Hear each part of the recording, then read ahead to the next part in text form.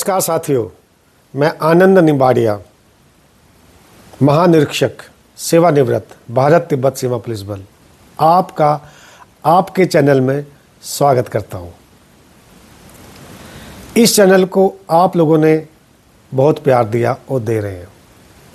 इस चैनल का उद्देश्य यही है कि कैलाश मानसरोवर यात्रा के बारे में आपको मानसिक और शारीरिक रूप से तैयार करना, जानकारी देना और समय समय पर जो भी डेवलपमेंट्स होते हैं उसके विषय में आपको बताना। यही नहीं, कैलाश यात्रा के साथ साथ आदि कैलाश, श्रीखंड कैलाश, मणि महेश यात्रा और किन्नर कैलाश, अमरनाथ यात्रा, यानी कि जितनी भी धार्मिक यात्राएं चलती हैं, कोई भी यदि जानकारी होती है उसके विषय में आपको मैं इस चैनल के माध्यम से बताता हूँ। मेरा आपसे विनम्र निवेदन है कि आप अपने मित्रों को, रिश्तेदारों को जो वास्तव में यात्रा करना चाहते हैं, इस चैनल के विषय में बताएं, फॉरवर्ड करें, सब्सक्राइब इसलिए करें ताकि आपको नोटिफिकेशन प्राप्त हो जाए। और हाँ, अपने कमेंट्स ज़रूर देते रहें, क्योंकि जो आपके कमेंट्स हैं उसी के बेस पे मैं एक प्लान करता हूँ, विषय वस्तु तैयार करता हूँ ताकि आपके साथ में बातचीत करूँ।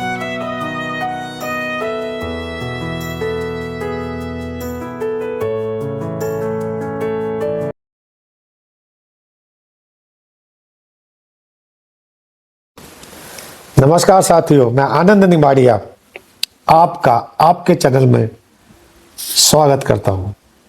मुझे पूरा विश्वास है कि अब तक की 26 कड़ियां या 26 पायदान तक जो हमने महातीर्थ के अंतिम यात्री लेखक श्री विमल देव जी लिखी गई है, उसके विषय में जो चर्चा की है, आप भी आनंदित हो रहे होंगे। चलिए, आज का पायदान 27 नंबर, टोटली 35 नंबर में मैंने प्लानिंग किया है और धीरे धीरे हम कैलाश की ओर जा रहे हैं, मत भूलिएगा। Day by day. त्रादुम एक बड़ा सा गांव था, कस्बा तो नहीं कह सकते, कस्बा और शहर के बीच का था। यहां पर काफी चाइनीज आर्मी का डिप्लॉयमेंट था, मिलिट्री गाड़ियां थी। तो ये जब जाने लगे त्रादुम की ओर, तो उससे पहले सांगपो से पहले एक पहाड़ी नदी उसमें मिलती थी सांगपो में, पर वो पहाड़ी नदी इतनी विकराल थी, उसको पार करना मुश्किल हो रहा था। अब ये क्या करें? तो जहां से ओरिजिनेट पॉइंट होता है नदी की, पहाड़ की तरफ जाने लगे, ऊपर की ओर चढ़ने लगे कि कहीं छोटा पॉइंट होगा, मैं जंप लगा के पार कर लूंगा। तो ऐसा कुछ मिला नहीं, लेकिन एक जगह मिली, उन्होंने लगा कि मैं इसको अंदर बढ़ के पार कर सकता हूं। जैसे ही उन्होंने पैर डाला, टक देनी निकाल लिया, जैसे लगा बिजली का करंट, क्योंकि पानी का जो बहुत ठंडा जल था। अब इनको अपने गुरुजी की बात याद आई कि कभी भी तिब्बत में या ठंडे पानी में, या मित्रों आपके लिए भी सर्दियों में भी या भविष्य में भी आप कभी मानसरोवर जाएं, उस वक्त भी हमेशा ध्यान रखें। मैं दोबारा बोल रहा हूं, कभी भी ठंडे पानी से नहाते हैं, चाहे अपने घर में या कैलाश मानसरोवर झील में या तिब्बत में, कहीं भी, हमेशा गुरुजी ने बोला कि पहले थोड़ा सा पानी लेके पूरे शरीर पे पानी को रगड़ो, जैसे तेल को रगड़ते हैं, यानी कि छींटा लिया, पानी को ढालो। मैं अभी भी ठंडे पानी में नहाता हूं। अभी सर्दी का समय है नॉर्थ इंडिया में, पर नहाता उसी प्रकार से हूं कि ठंडा पानी लेके पहले अपने पैरों में डालता हूं, इसके बाद थोड़ा पानी लेके अपने पूरे शरीर में छिड़कता हूं, ताकि बॉडी अभ्यस्त हो जाए कि हाँ ठंडा, नहीं तो शॉक वेव हो जाता है, उससे कार्डियक अरेस्ट हो जाता है। कि गर्मी जो होती है वो एक नॉर्मल टेम्परेचर में आती है, तब अपना बाल्टी जल लेके डालता हूं। तो यही चीज विमल दी जी ने अपने गुरुजी के अनुसार कि भी पहले पानी को, तो उन्होंने कपड़े निकाले नदी में घुसने से पहले, और पहले रगड़ा अपने शरीर को और फिर पार किया। तो इसलिए इस चैप्टर को मैं इसलिए कर रहा हूं कि आपके भी भविष्य में काम आएगा। इसके बाद एक और छोटा सा गांव मिला, तो वहां पे एक बुजुर्ग महिला थी, लामा जी को देख के उन्होंने चमड़ी गाय के कटोरा भर के दूध दिया। लेकिन भगवान अपने आप रास्ता खोल देता मित्रों। इन्होंने दूध पिया, माँ का आशीर्वाद दिया और आगे बढ़ दिए। और वह छोटी मोटी नदियां मिली बीच में, पर वहां पे पत्थरों से पुल बने हुए थे, वो पार करते हुए निकल लिए। इस प्रकार से वो चलते चलते एक और गांव में पहुंचे। तो वहां से मालूम चला कि 1 घंटे बाद आपको आगे जो है त्रादुम गांव है, वहां जाइए, वहां आपको गोम्पा है। तो विमल जी जो है फिर चल दिए त्रादुम की ओर। और ये भी बताया गया कि त्रादुम से मानसरोवर पैदल जाएंगे तो लगभग 12 से 15 दिन लग जाएंगे। अब इनको 6 महीने हो गए थे भाई साहब चलते हुए सिक्किम से, है ना। तो इसके बाद एक खुशी से पागल हो रहे, बस 12 दिन। अब जो आदमी 6 महीने से चल रहा उसके 12 दिन क्या होगा भाई। चलिए, तो बोला अरे वाह, फिर तो मुझे लगा मेरी मंजिल नजदीक है।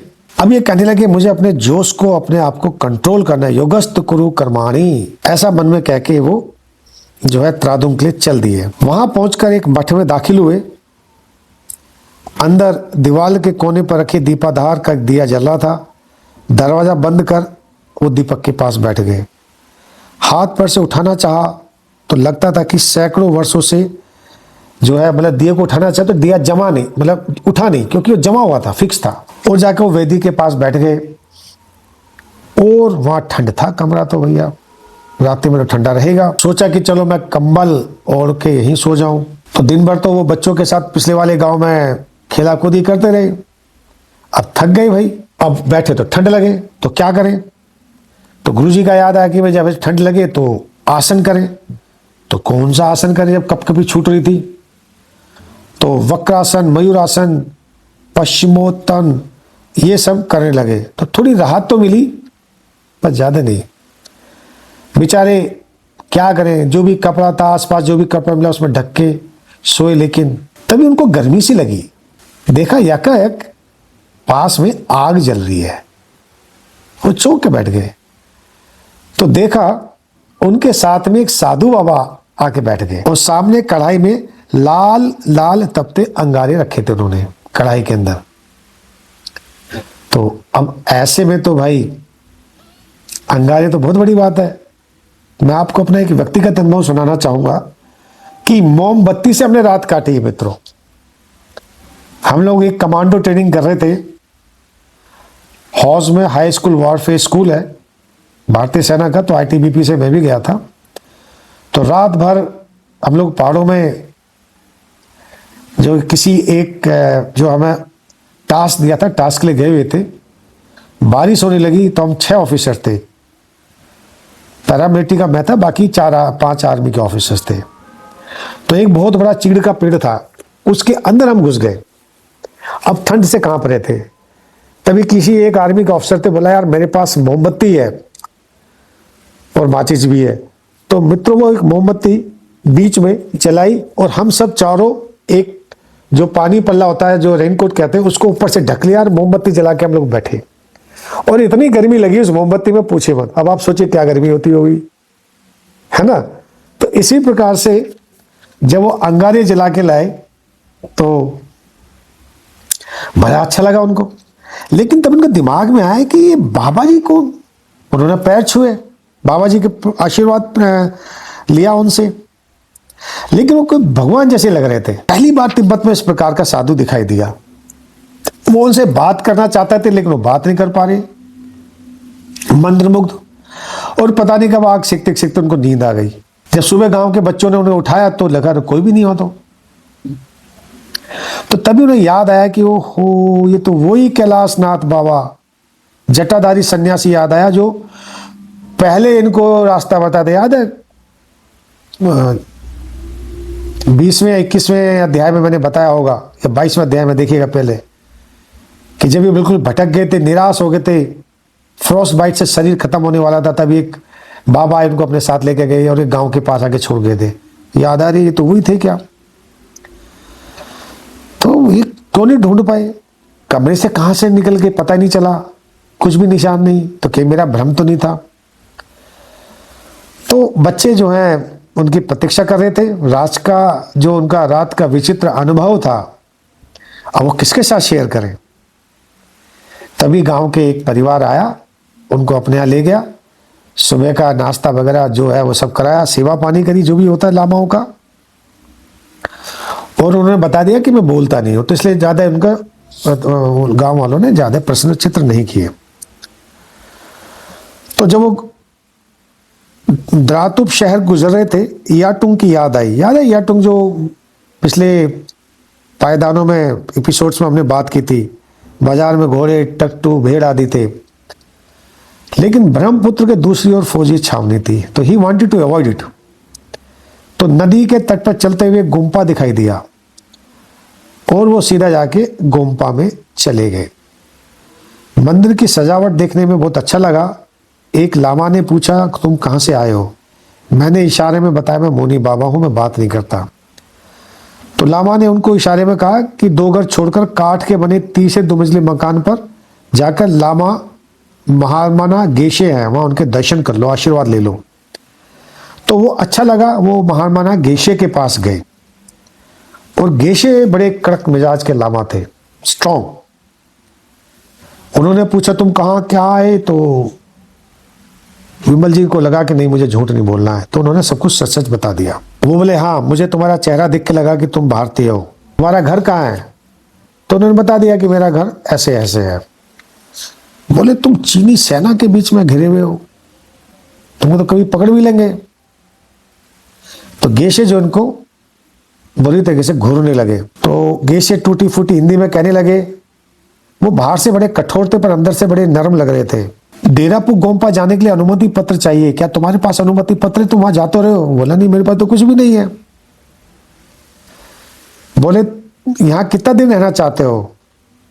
चूंकि चीनी सेना थी। बोला, मैं तो बस रात रात के लिए, मैं सुबह निकल जाऊंगा, कल सुबह निकल जाऊंगा, मैं आपको तंग नहीं करूंगा।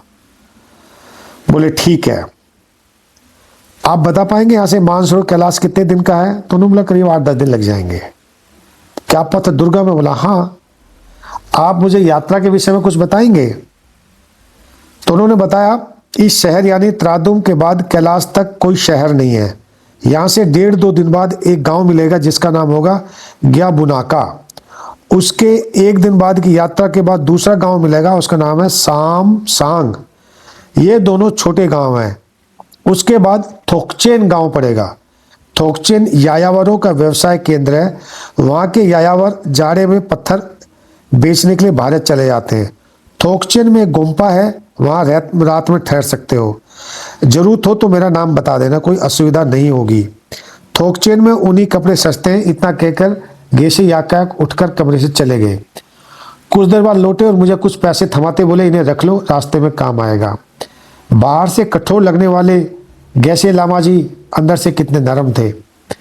और उन्होंने ये भी बताया कि यहाँ से कैलाश तक तुम्हें कोई फौजी छावनी नहीं मिलेगी। तो ये एक अच्छी खबर थी। रात को कुछ अद्भुत घटनाएं घटी थी जो मैं नहीं समझ पाया। क्या आप उन घटनाओं को सुनोगे? वो एक बार चौंके, तुम क्या कह रहे हो? रात को तुम वहां थे? जी हाँ। रात में जो आग बताया, जो शोला, उनको लगा कि उनको सब पता। वो कह रहे कि जो परित्यक्त मंदिर है, अभिशप्त मंदिर है, वो कुछ सुनना नहीं चाहते थे। उन्होंने मौका नहीं दिया। वो झट से बिस्तर से उठे और बारजे पर खड़े होकर 2 युवा लामाओं को बुलाकर मुझे उनके हवाले कर दिया। मैंने उन्हें प्रणाम किया, आशीर्वचन बोले, मंजूश्री तुम्हारा भला करें। वे ही माता पिता भाई बंधु हैं, वे सबके मालिक हैं। उनकी कृपा बिना आलोक के स्पर्श नहीं मिलता। उनका ध्यान रखना, अपनी कृपा से निर्माण होता है। तुम्हारी यात्रा मंगल हो। फिर लाना दोनों लामा इनको अपने कमरे में लेकर के रात में विश्राम किया।